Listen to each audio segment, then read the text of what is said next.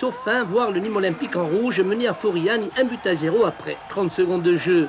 Mais Arzi récupère un ballon perdu par Santini, centre, tête de Martel, Nîmes 1, Bastia 0.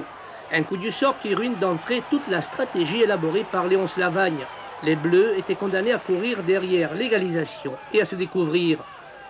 30e minute, Chanelet récupère un mauvais dégagement de Valencogne.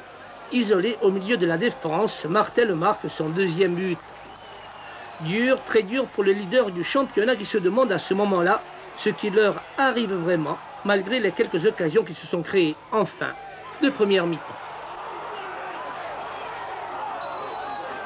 Non, c'est le football. Hein. Quand on a joué, le jeu demande de fautes, on a fait 2 fautes sur les buts. Et bien maintenant, c'est au collectif à rattraper les fautes individuelles. Hein. 2-0 à la reprise, la mission est presque impossible pour les Bastiais devant une équipe nîmoise bien regroupée derrière. Et le collectif invoqué par Léon Slavagne n'a pas très bien fonctionné.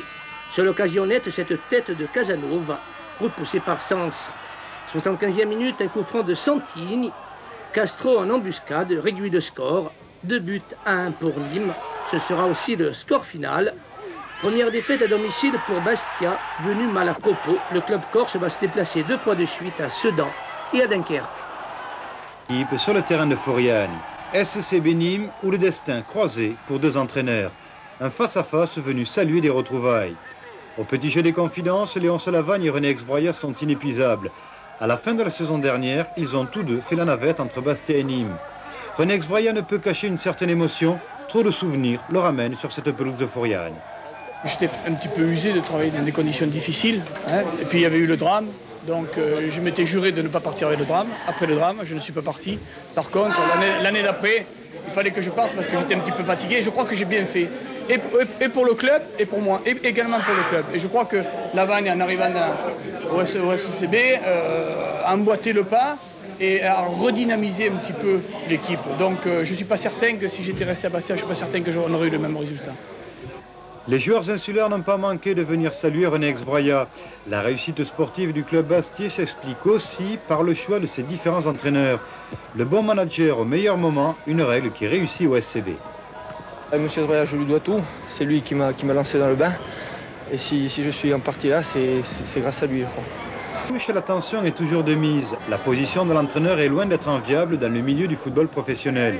Léon Slavagne n'est resté que 5 mois à Nîmes. Un passage éclair qui témoigne d'un certain état d'esprit. Pour en revenir, c'est vrai, au métier d'entraîneur, c'est pas un métier facile parce qu'il y a des bons côtés, il y en a de moins bons. Il faut l'accepter parce que bon, c'est un peu la loi de ce sport, comme je dis. Si vous gagnez, vous êtes le meilleur. Si vous perdez, vous valez absolument rien. Le public à Foriani n'a eu de cesse d'encourager son équipe tout le long de la rencontre, même lorsque les coéquipiers de Laurent Casanova étaient menés 2-0. Là aussi, un signe qui ne trompe pas. Pour ce Bastia, c'est ne jamais douter. C'est un public encore formidable. J'avais peur que le public fasse la différence aujourd'hui. Quand nous menions 2-0, il a poussé son équipe, alors qu'il y a beaucoup de public qui auraient tombé dans le découragement. Lui, non, il est reparti et ça a failli porter ses fruits, puisque jusqu'à l'ultime minute, je peux dire que je n'ai pas desserré les dents. Le sourire à la sortie du stade et en prime la poignée de main d'un supporter bastiais. René Exbraya n'a pas raté son retour à Foriani.